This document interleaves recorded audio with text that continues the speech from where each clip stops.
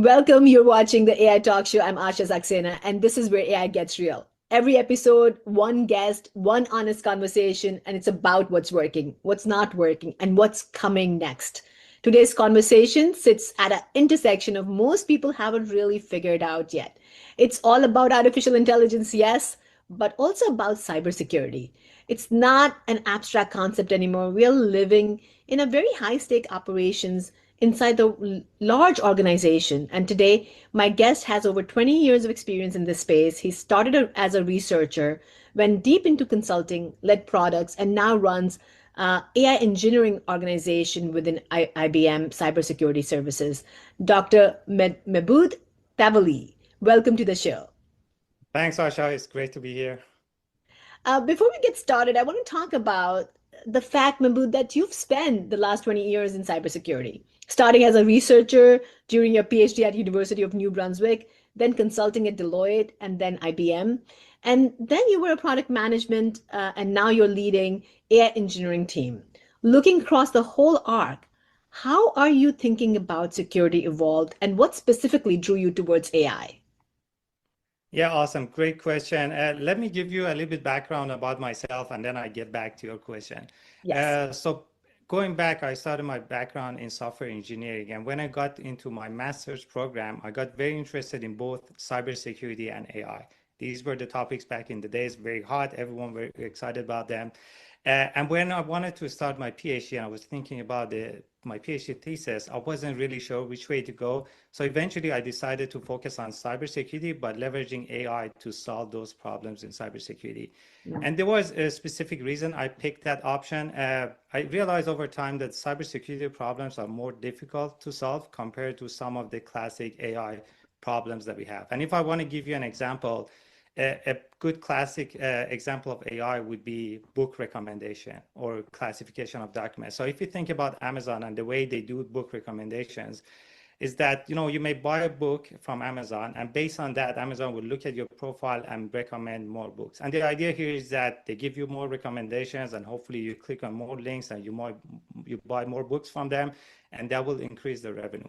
But let's imagine that we build a solution for that, and the accuracy of that solution is 80%. That means in 80% of the cases, we have a good recommendation for the user, and most likely the user will click on it, like it, and buy that book. But what if we do it wrong? Nothing happens, right? We just go with the wrong recommendation. The user will look at it, they lose their interest, and they move on. But if you think about the same example in cybersecurity, 80% doesn't get us anywhere. No one is happy with 80%. I would say that even if you go with 99% accuracy in cybersecurity, that's not an acceptable solution. So that type of nature in cybersecurity makes it very, very exciting and makes it a very, very difficult problem to solve. And that was my motivation when I started my PhD. I was focused on finding the threats using machine learning techniques. And that was the result of my PhD over the 3 years. But one thing I realized at the end of it was that, and this is when about 2010, when I finished my PhD, I realized that the AI was not ready for the use cases I had. AI was still not mature enough. It wasn't powerful enough. The compute was a big problem. And I realized that the solution was great. It was a real problem, but it was not the right time to solve that problem. And soon after that, I decided to join Deloitte as a consultant and kind of move to something that is more realistic and move to problems that I can easily solve. And from there, it was just a kind of, a natural step of going to the next level in my career. I was a consultant for a long time, and then I realized that with consulting, I can only make an impact in one client. But if I want to have a major impact across multiple clients, I have to start building products. And that got me into product management. And then a couple of years ago, I moved to the engineering team to have more impact on our teams and the products that we build for our clients. What a great journey. I mean, really think about as a researcher, it gives you so much depth into you to really going deep into your technology or problem you're trying to solve. But when you think about engineering team, I mean, from product to engineering, it's a leap from one, way of working to a different way of working. Going from researcher to running a large engineering team now, probably is a completely different skill set. What surprised you the most when you're thinking about that kind of shift? And I'm sure the listeners who are listening are probably even thinking about shifting. What do you think is important for for them to think about what are the skills and what is the shift that's required? Yeah, absolutely. It's a major shift. Of course, for me, it happened over time, so I had time to adapt to it. But if I go back and compare research organizations and the way I used to do research with engineering, there are a lot of changes, differences between the two. I would say when you focus on research, it used to be a very small team and everyone thinking same direction. Usually you have a group of like master PhD students focus on research. And any decision you make doesn't really have a major impact on the production environment. So there's not much risk. You can take as much risk as you want. You can make decisions. You can switch and turn your directions and start doing something from scratch. But when you look at the engineering team and when you are dealing with production environments, you don't have that flexibility. It's hard to make dramatic changes. You Mhm. can make slow changes and introduce slow changes to the team, but dramatic changes usually doesn't work with the engineering team.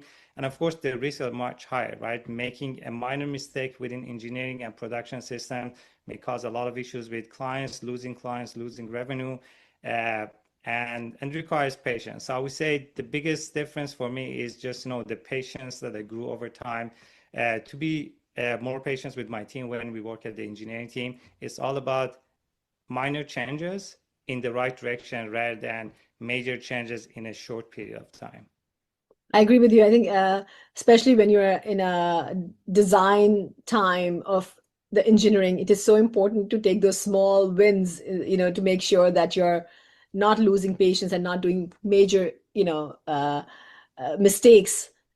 And because every little mistake can cause a lot of turmoil. So just creating those small wins as you go along. But when we talk about cybersecurity, in the cybersecurity world, before we even jump into AI, the cybersecurity fabric, a lot of CIOs or CISOs, I would say, are drowning into, different tools. You might have a CISO might have 15 different tools, which is in practice, and you've deployed these tools. They're not talking to each other. They're not integrated, and that becomes a huge challenge for organization because they have to look at which tool does what and why it's not integrated at all. How do you deal with organizations when you're working with them or consulting with them, and what problems do you really see, and how should they be thinking about solving that big challenge? Great question. Let me start with a very simple example that everyone, all of your audience can relate with. Imagine that we have a big mansion and we want to make it secure. So we may start with deploying different cameras in different places. We may put sensors in the gate and different doors, windows, and so on, right? And if it's a mansion, we may have 100 cameras and 500 sensors and so on. Now imagine that each of these sensors and cameras, the moment they detect a change, they will send you an alert on your app or your email.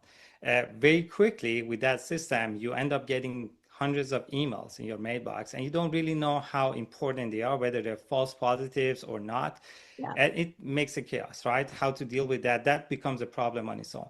Now imagine that your system can bring everything together. It can detect the cameras and motion sensors and everything else, brings everything together and tells you a story that, oh, I noticed this person went through the gate, they opened the gate, they went through the back door, they opened the back door, they got into the room and they went into the basement, they opened the safe box, and they stole this, right? So this entire thing, maybe thousands of alerts here, can become one incident with an end-to-end story. So you know how it happened, what is stolen, and based on that, you can react to it. And this is very, very important in security because in security, breaches happen anyway, Yes. whether we like it or not. But when it happens, it's very important to know how it happened, who got in, and what was the impact. And bringing everything together gives us that insight. Now, if I want to bring it to the cybersecurity, bring that example to cybersecurity, we have the same problem. We have organizations running different products within their environment, average of 15 different products. And each of these products work on their own. They generate their own alerts and they're not integrated with each other. So you get into the same situation where you're getting all these alerts. You don't see the entire story. You don't have full visibility. And it takes a lot of time bringing everything together. And this is becoming more and more important because in the age of AI, speed is also an important factor. So you don't have a lot of time to bring the pieces together. You need an AI system to bring everything together, present you the final outcome, and then based on that, you can make a decision. And you talk about pre-AI, cybersecurity was a challenge, just attacks, the phishing attacks. In general, cybersecurity was a critical piece in any organization. And now you think about AI coming into play. I mean, anywhere I'm going and speaking, the first question people are asking is the new attacks. We don't even know the kind of attacks that are going to happen in this world of AI. And you took the engineering team in 2022, and then ChatGPT launched right at the end of 2022. I think a few months later. And I'm just thinking what was going through your mind that now you're just taking this new role, and you have this new entity, ChatGPT, that's launching the large language model, and the world is just going to open up with all the kind of different challenges the cybersecurity team has to face. What were you actually thinking? Yeah, great question. I would say, ChatGPT was a surprise for a lot of people who were involved in the AI evolution. If I want to go back to 20 years ago, again, when early days of my involvement in AI, everybody was thinking of AI as something that can build robots, can do some automation, it can classify documents and things like that. But we're always thinking that when it comes to innovation, it's people who are in computer science and the innovators, they're the ones building these robots, building these programs, telling the robots what to do, and so on. So that was our expectation. But what happened with ChatGPT was that instead of seeing a new version of a robot that can do more stuff or kind of some autonomous driving and things like that, with ChatGPT, we saw a model, an AI, it was really good with programming languages and languages in general, which was a difficult problem to solve. No one thought that you can have an AI that works as clear as a human being. And then when you take that ChatGPT concept into programming, it just revolutionized everything we have in software programming. I would say everyone caught off guard by that because people were thinking that programming is always a skill required to build the AI, but no one thought that the AI can build their own programs to run the AIs and That's so on. right. So that was a very, very surprising factor to me. But I would say the exciting part with ChatGPT and AI for me was that I mentioned about my research about back in 2010, 2009, and the lack of compute and the problems that I couldn't solve at the time. I would say now with the compute that we have and with the involvement of AI, those problems are easy to solve. And that part gets me really excited because I had, like, if I think about like 15, 20 years ago, I had a lot of ideas. It was just ideas. I had no way of implementing them.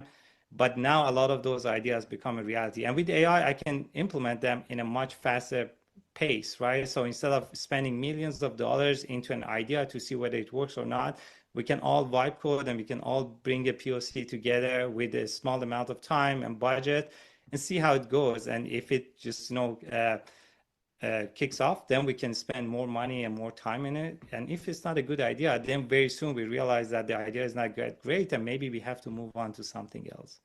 When you talk about vibe coding, I think that is such a game changer because the non-technical teams can now vibe code and create something that can be, build a prototype before they actually launch. And it really gives a lot of freedom, freedom to innovate, freedom to experiment at a very quick pace. You don't have to really spend months and months building your pilot. You can actually build it pretty quickly to actually, figure out the funding, resources, and so on. So I agree with you that the AI is changing the game. But when you think about change, I think change is hard. And also, you have this traditional engineering team who are now moving into this AI native products. What is the hardest part for you to move this traditional engineering team building AI native products, and specifically when things starts breaking? Yeah, and I would say that's one of the most difficult problem across all the engineering teams in every organization. So if I again, if you want to think about software engineering and how we build these engineering teams, usually a lot of ideas in software engineering happens. It starts with a small group of people, very innovative people. They can take risks, they can come up with new ideas and so on. So usually you have startups, a small group of people, they come up with the idea, they build the idea, they start signing up more and more customers. And as they sign up more customers, they need to scale up their team. So they hire more people in their engineering team. But the people they hire, most of those people are people who can bring stability and scalability to the system. So the new people get added to that organization usually are not the innovators. They're the ones who can scale the system and make the system very stable. Because at some point, when your system is so big and you have so many customers, you cannot take any risk at all. And the behavior gets changed. And when we look at a lot of engineering organizations, a big portion of the team, I would say maybe more than 70% of the team, are the people who are focused on the stability and scalability of the system versus innovation. And AI is changing that pattern because AI is automating a lot of the work when it comes to maintaining the applications and bringing, making the application stable. So as we move along with AI, we will see that we need more and more builders compared to maintainers. And that's a huge shift in engineering departments because that requires a culture shift. That also requires a shift of resources and bringing more people who can innovate instead of people who can maintain. I would say it requires time, it requires patience. It's not something that people can do over the couple of weeks. And in some cases, in larger organizations, it may take years to bring that culture shift to the entire team. That culture shift is everywhere. And, when you think about, when we move from legacy to digital now to AI, the culture shift is, I think, the hardest for any organization. I've spoken to some senior leaders who talk about that their senior architects refuse to use AI because they feel that they can produce better product. And a lot of technical leaders are thinking about not and programmers, worried about their jobs being gone. So I think the change is hard. And that's why giving the comfort to the team, saying that, this tool is just a complement, not replacement. And I think it's a lot of, building that trust around the processes that is important. And we've been talking about the whole shift in AI in organization is that the organizations are going to move from task-based to output-based. So if you're thinking about the output can be produced by human or an agent. So you can actually work with AI as a partner instead of worrying about it taking your job. But when you really think about AI is also accelerating in phishing, right? Automated vulnerability scanning, AI can help you with, AI can generate malware variant. When you start thinking about what AI can do, what is your defense when you're thinking about the attackers are using AI also? And this arm race of this, attacks to the enterprises, especially from where you're sitting, what does it look like? What are the actual gaps between how fast these threats are evolving? Because they are, the technology, you don't even know what new release is coming and what threat you could have, and how fast these enterprise security teams are respond or potentially can respond to. So there's a little gap. What do you see, and how do you see that these enterprises can actually get to a place where they can actually keep up? Right. And I think when we look at AI and cybersecurity, there are two major areas where AI is changing the way we used to do things. One is the attack surface. So if you go back to the older days, we used to have just some servers connected to the internet, and the job of cybersecurity was to protect those servers. And then over time, we had more endpoints, laptops connected to the internet. Then we had the cell phones. Then COVID hit and everyone went remote. Now we have more. And now with AI, that's also changing. Now you also have AI agents running everywhere, and that will increase the attack surface. That means like there are more areas where the attackers can penetrate and get into the organization, and from there they can pivot and get access to different assets and so on. So that's one major shift that we see. AI is dramatically increasing that attack surface. The other thing is that in terms of fundamentals of security, everything stays the same, but AI has accelerated everything and AI has increased the quality. So if you look at social engineering, we all used to get these emails that were so obvious that these are social engineering coming from someone like outside of North America. It was obvious that the person who's written that email is not a native English That's speaker and so exactly. on. With AI, these things are not easy to detect. And then if you think about deepfake audio and video, it's very, very difficult to detect those things. So anyone will fall into those traps. So that's one thing, right? So and AI is helping with the quality of social engineering. Basically, the attacks are going to be more and more effective going forward as a result of AI. And then the other area is the pace. So if you think about vulnerabilities, vulnerabilities into the products used to take a lot of time, right? We used to have a lot of big research teams. They had to look at the software. They look at different parts of the code to find a hole into the software. And then once they could find a hole, they had to write a malware to kind of exploit that thing and so on. And this used to take a lot time. For attackers, used to take months. Same thing for the defenders. It used to take months or years to kind of come up with these things. AI has changed that into a couple of hours. So in a couple of hours, you can scan the entire code, you can find the holes in the code, and then AI can write the malware, and AI can also morph the malware. So if the malware is getting detected by a lot of detection tools or endpoint detection tools in the market, AI can change the code so it can bypass the signature. So that's a major shift, and all that Craziness, means though. is that in the defense side, you need to be faster. You need to bring more integration together so you can see the bigger picture and the full picture. And then you need all of that data to find the context and measure the impact on the organization and prioritize the important things, because there might be some alerts that they're random, there might be false positives, but you want to make sure that your team is focusing on the meaningful incidents that are kind of basically having a major impact on the organization. I agree with you on the integration. If you don't see the whole picture, it's very hard to see where the things are breaking, So integration has to be a priority for organization. But when you think about the AI evolving, it's like AI is evolving and there can be new threat, but you could also use AI to help protect those threats. But if you had 60 seconds with a CISO, at a major bank right now, one thing you'd tell them to do differently in next 12 months, what would that be? Great question. So I would say first thing would be no more spending money on the shiny tools and new tools. Spend more time on integration. And I would say instead of instead of infusing AI into the existing roadmap and existing processes, it's better to redesign the processes that we have. So I would say, it's better to focus on a few processes that are part of core processes, and we gain a lot of productivity. And we redesign those processes and infuse AI into that. That usually gives organization the highest productivity. That will release a lot of resources, and then those people can work on some other issues and challenges we have in the organization. I think that's great, because I think a lot of time they say instead of automating and using AI to what's not working doesn't help. You need to make sure that you rethink about your processes, redesign them to make it more effective, and then use a technology like powerful technology like AI to automate or make sense of it. You've been in this space for 20 years, Mahbod.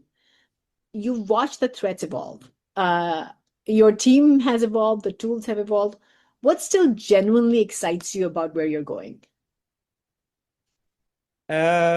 Yeah, I would say, when I think about AI, just reminds me of YouTube and how it changed the education and democratized everything. So, if you go back to 34 years ago, 30, 40 years ago, people had to go to good universities, have the best professors, instructors, learn everything there. And not everyone had access to it. And YouTube kind of democratized that education. Now, these days, you just need internet access and YouTube, and you can learn anything you want. I would say AI is doing the same thing with the builders. These days, you don't need to have a budget. You don't need to be specific location. You don't need to be in Bay Area to be innovative and raise funding and so on. By leveraging AI, anyone can become a builder, and anyone has access to it. So that gets me really excited, because it just, I guess the barrier to run a startup is just getting reduced, and that means more innovation will come, and that means anyone anywhere in the world can innovate, and that gets me really excited. As we talk about AI evolving and AI being able to create impact on your strategy, your growth, your operations, creating efficiencies, expanding your market share. It also have to be we also have to be cautious about how it's impacting our risk and security and governance. And it's important to remember that it has the two sides of the story: the growth, the happy, the positive, but also cautious, and making sure that we're putting the guardrails and governance around our data and security around our data and the quality around the data.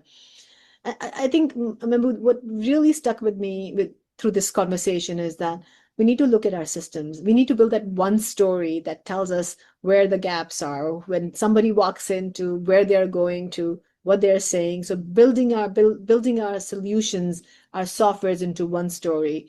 The second thing that you spoke about, after the integration, is really looking at the repurposing, reprocessing your processes, re-engineering your processes, rethinking about, are they the optimal, are they the right processes that we need? And lastly, prioritization. Where do you put the priority? I think that becomes really, really critical. Really enjoyed our conversation. Thank you so much for coming. This is a wrap. One conversation, one step closer to AI being right. Thank you for joining us, Mahbod.